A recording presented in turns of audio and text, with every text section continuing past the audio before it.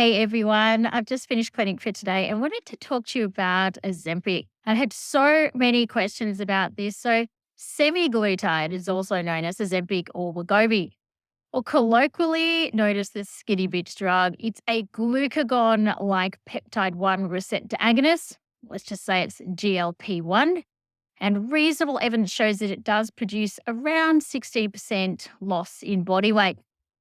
But is it really the miracle weight loss drug we think it is, or are the benefits overshadowed by hidden dangers?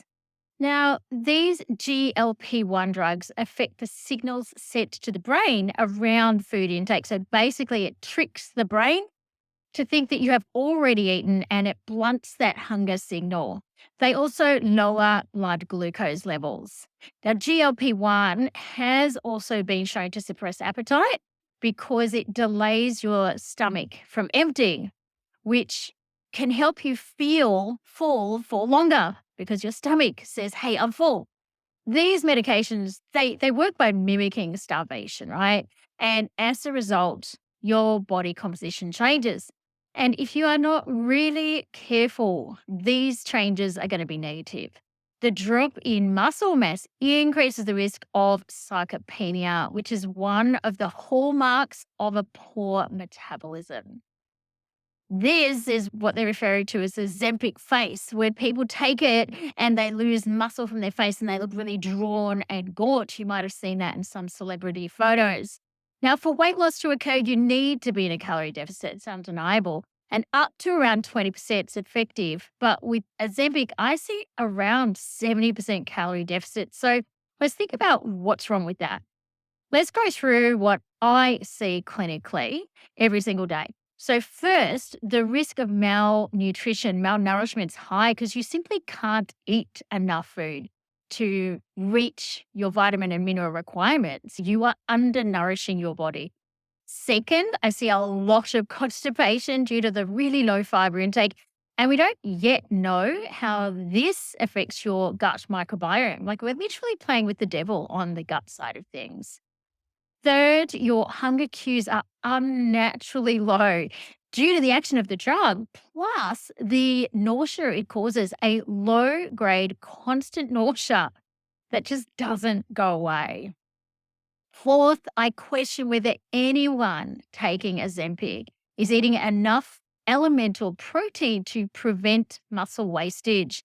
This is a big one. You need an absolute minimum of 100 grams of elemental protein a day, for the weight loss side of things, and preferably 25 to 30 gram doses 3 to 4 times a day. But how do you consume that when you're nauseous and have no appetite? It's impossible. Even half that amount is going to be impossible. And I'm starting to see this compensation on protein with people consuming ultra processed protein like protein water, protein bars, which lack fiber and they don't have the micronutrients that you need. And they're really harsh on the gut microbiome. So you're getting your protein, but not everything else. And look, about a quarter of the weight that is lost with Ozempic is typically from the loss of lean muscle mass, which is essential for your metabolism, right? And for preventing injury as we age, we need good muscle mass. Your metabolism slows down as you lose muscle. So inside every cell, you have these amazing little organelles called mitochondria, which are essentially, they're the batteries of your cells. They produce energy. Now, to produce energy, mitochondria take glucose and burn it up. And that results in ATP, our energy currency. As you lose muscle, you lose these little fat burning factories with your mitochondria. Now, I'm not sure if you know this, but muscle is actually also an endocrine organ. It secretes hormones called myokines and cytokines, which help to lower inflammation levels. I consider inflammation to be the absolute enemy of your metabolism. So this is a huge negative for me. For younger adults, the loss of muscle may not cause too many problems right away. But what about people taking this drug that are over 65, for example, where muscle is critical for maintaining strength and mobility? Muscle weakness is a risk factor in falls with older people, which is one of the leading causes of death for that age group. So loss of muscle, increased risk of falling. It's a worry. But what does the research say? My God, I've spent so much time working on this, working the research. So researchers looked at loss of lean muscle mass in a group of 140 participants. On average, the participants lost around 6.7 kilograms of lean muscle and 10.5 kilograms of fat during the 68-week trial. However, the average age of participants in the group was 52. So this is a relatively young group of people who lost lean muscle mass plus fat. But what about the 70-year-old who loses this much muscle? This is going to impact mobility, their fracture risk, and their longevity. There is no research in this space yet, but it waves a huge red flag for me. In a meta-analysis of 18 randomized controlled trials, the participants were all type 2 diabetics, and the results showed a significant decrease in pre-fat mass compared with the placebo. Pre-fat mass is an index of muscle mass. So basically, the people taking Ozempic lost muscle mass. A huge no for me. Another small study had an interesting observation by the researchers themselves, one that I really disagree with. So it involved 43 obese patients, and they took Ozempic for 6 months. On average, the participants lost 4.65 kilograms of fat and 1.3 kilograms of muscle, which the researchers said was, in quotes, effectively maintaining their muscle mass. I kind of call bullshit on that because losing 1.3 kilograms of muscle is far from effectively maintaining your muscle mass. Now, lastly, most of the studies on these weight loss drugs are done in overweight people or people with type 2 diabetes. They are not done on healthy people, which means we don't know how these drugs are affecting healthy people. It's an unknown. What happens when you stop taking this medication? This is the other thing to think about. So this drug doesn't teach you how to eat healthy. It works by severe calorie restriction. You can still eat crap, you just eat less crap. These drugs fix overeating, but not what you eat, right?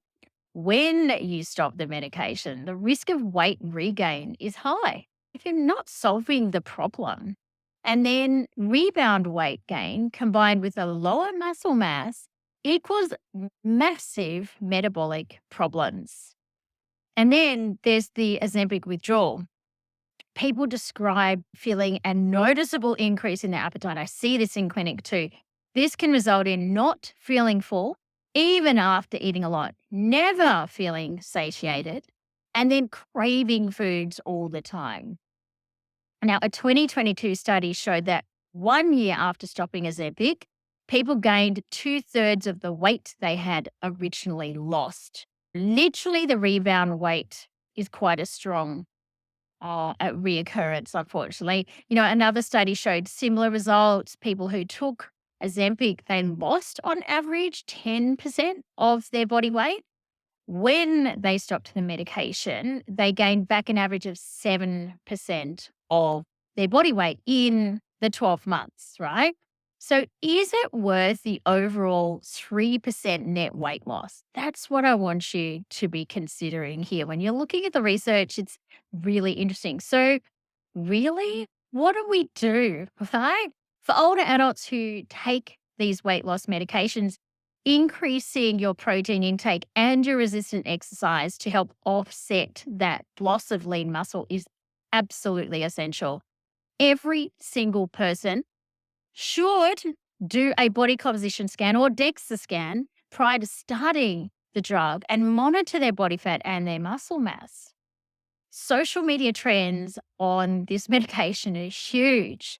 I don't know if you've looked at, what I eat in one day on TikTok or anything, but it's crazy. I'm really concerned about this. It waves a massive red flag for me for disordered eating. While everyone touts these drugs as a miracle cure, the devil is in the detail. Loss of muscle, loss of your mitochondria, loss of your overall metabolism, a disordered relationship with food, and overall weight loss of maybe 3% on average after 12 months. I mean, I guess, is it worth it? That's up to you. I've just presented some research, but I would love to hear your thoughts, your feelings on this crazy topic. Thanks so much for being with me today. Don't forget to like this video and hit the subscribe button below. Check out the links in the show notes for more health empowering information and ask me any questions in the comments below.